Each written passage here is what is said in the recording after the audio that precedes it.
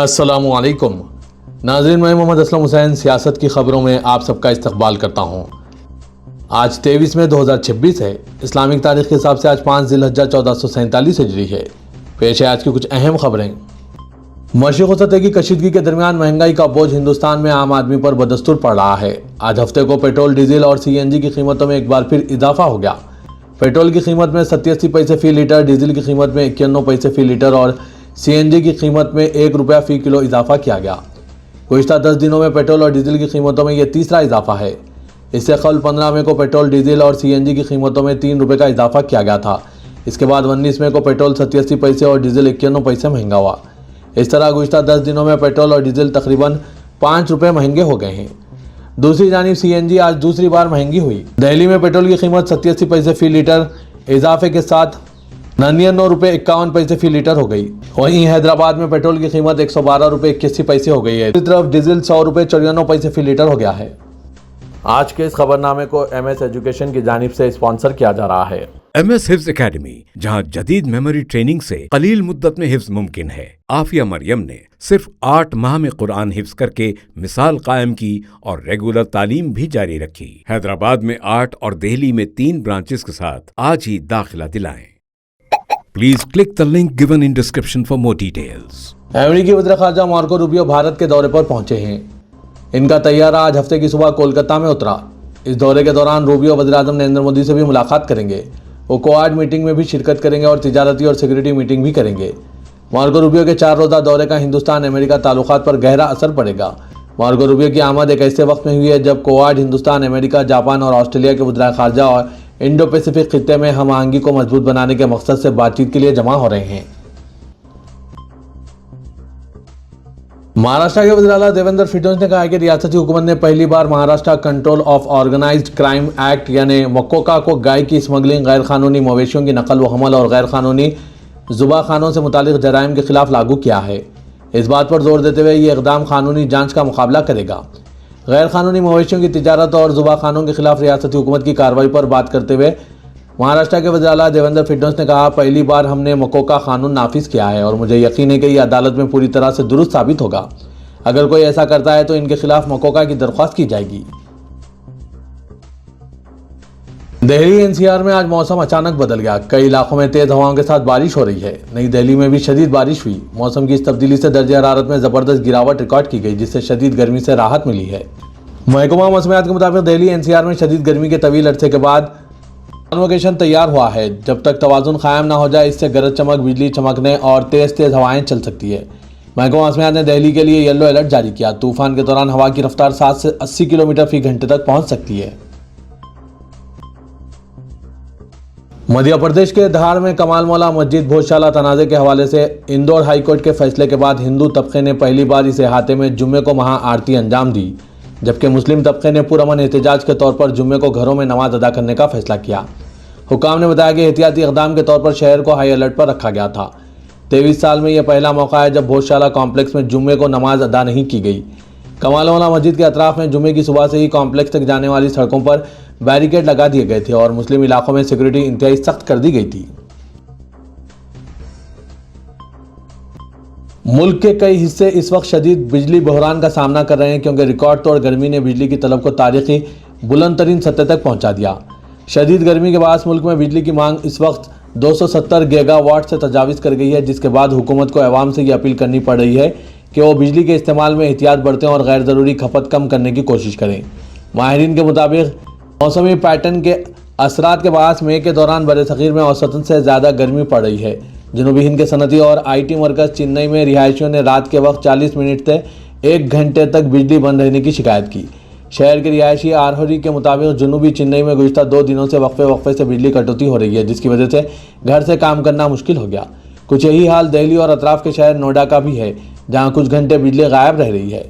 Social media platform x पर नोएडा और नई दिल्ली के कई बाशिंदों ने रात के वक्त बिजली बंद रहने की शिकायत की है। मुंबई में भी कुछ हिस्सों में बिजली की तलब बढ़ जाने की वजह से बिजली गुल होने की शिकायत मिल रही है, लेकिन ये छोटे पैमाने की शिकायत है, जबकि ज़राए का कहना है कि इस वक्त पावर ग्रिड पर बहुत ज़्यादा लोड पड़ रहा है। उत्तर प्रदेश के जिला सहारनपुर में हिंदुत्व तंजीम हिंदू रक्षा दल ने दावा किया है कि आलमी शोहरत याफ्ता इस्लामी दरसगाह दारुल उलूम देवबंद की मौजूदा इमारत के नीचे एक कदीम शिव मंदिर मदफून है। जिसके बाद इलाके में एक नई मजहबी और सियासी बहस छिड़ गई है। हिंदू रक्षा दल के कारकुनों ने जिला हेडक्वार्टर पर एहतजाज करते हुए इंतजामिया को एक याददाश्त पेश की, जिसमें दावा किया गया कि मौजूदा देवबंद दरअसल कदीम देवबंद था, यानी देवताओं का जंगल, जहां हिंदू देवामाला के मुताबिक देवता जमा होते थे और बाद में यहां इस्लामी मदरसा कायम किया गया। सोशल मीडिया पर वायरल वीडियोस में मुजाहिदीन को नारे लगाते हुए देखा गया। देवबंद में शिव मंदिर लेके रहेंगे के नारे लगाए गए। एक मुजाहरा करने वाले ने दावा किया कि यह देवबंद नहीं, हमारे शास्त्रों में इसे देववन कहा गया है। जब मुल्ला यहां आए और इस जंगल को बंद कर दिया तो इसका नाम देवबंद रख दिया गया। एहतजाज की क़यादत करने वाले हिंदू रक्षा दल के रहनुमा ललित शर्मा ने कहा कि दारुल देवबंद के अहाते के तकरीबन 14 फीट नीचे मदफून शिव मंदिर मौजूद है, जिसकी गैर जानिबदाराना और शफाफ तहकीकात कराई जानी चाहिए। वादरे के बाबरी मस्जिद की शहादत के बाद से ये कोई पहला मौका नहीं है जहां मजहबी इबादतगाह पर मंदिर होने का दावा किया गया है। ऐसे कई वाक़यात हैं और ऐसे कई जगह हैं जहां पर वक्फे से हिंदू तंजीमों की जानिब से मंदिर होने का दावा किया जाता है। इन सब पर आपकी क्या राय है, कमेंट के जरिए ज़रूर बताइएगा। मध्य प्रदेश के धार में वाक़ कमाल मौला मस्जिद की इंतजामिया ने मध्य प्रदेश हाईकोर्ट की जानिब से हाल ही में इसे मंदिर करार दिए जाने के फैसले को सुप्रीम कोर्ट में चैलेंज किया है।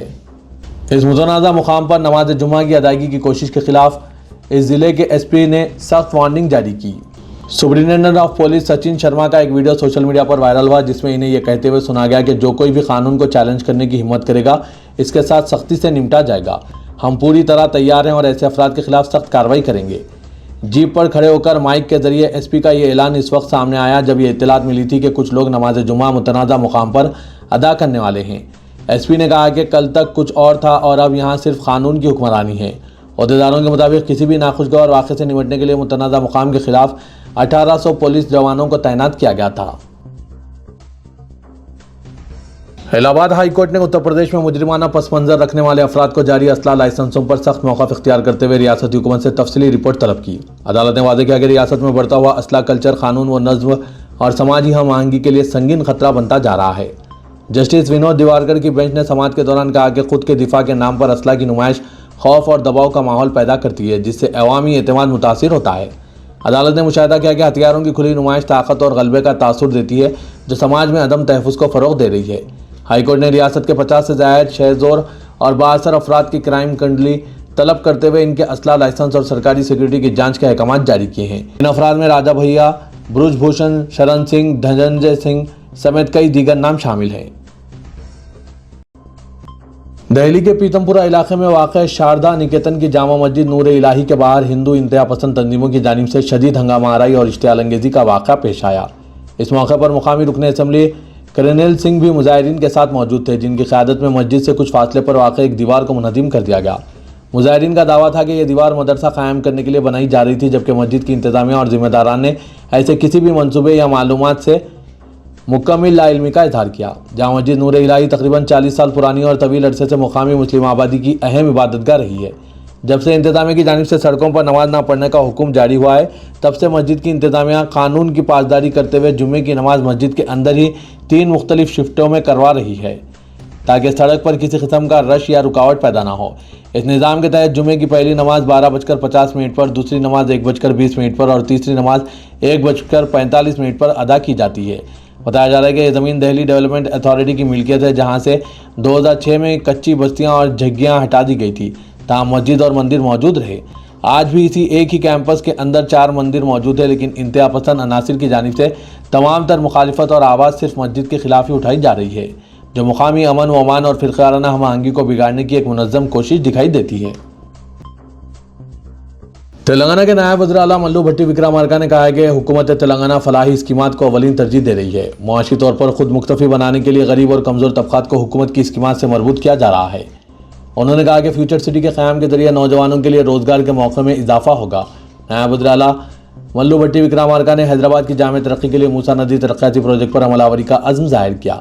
भट्टी विक्रमार्का ने स्टेट लेवल बैंकर्स कमेटी के 49वें इजलास से खिताब किया। उन्होंने कहा कि तेलंगाना में बैंकों की कारकर्दगी में बेहतरी आई और बैंकों के डिपॉजिट्स 9,43,000 करोड़ तक पहुंच चुके हैं, जबकि बैंकों ने 12,34,000 करोड़ के कर्जात जारी किए। भट्टी विक्रमार्का ने मसरत का इजहार किया कि रियासत में बैंकों ने ज़रूरी शोबे को कर्ज की इजराई में बेहतर मुजाहरा किया है। बीआरएस के डिप्टी फ्लोर लीडर और साबिक वजीर टी हरीश राव ने कांग्रेस हुकूमत को शदीद तनकीद का निशाना बनाते हुए चीफ मिनिस्टर तेलंगाना रेवंत रेड्डी की पॉलिसियों की मजम्मत की है। बैरूनी मुल्क के दौरे पर रहने वाले हरीश राव ने मुकामी मीडिया से खुसूसी गुफ्तगू करते हुए सनसनीखेज ऐलान किया कि तेलंगाना में बीआरएस के दोबारा इख्तिदार में आते ही सबसे पहले फ्यूचर सिटी के मंसूबे को मनसूख कर दिया जाएगा।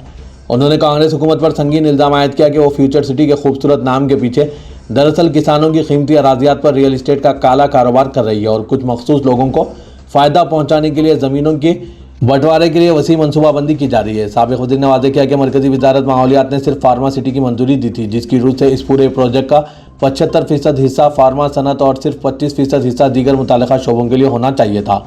लेकिन रेवंत रेड्डी हुकूमत कानून की मुकम्मल खिलाफवर्जी कर रही है। एनफोर्समेंट डायरेक्टरेट हुक्काम ने गुरुग्राम से हीरा ग्रुप की सरबराह नोहिरा शेख को गिरफ्तार कर लिया, जिस पर शुबा है कि वो 3000 करोड़ रुपए के सरमायाकारी के नाम पर धोखाधड़ी के मामले में मुलविस है।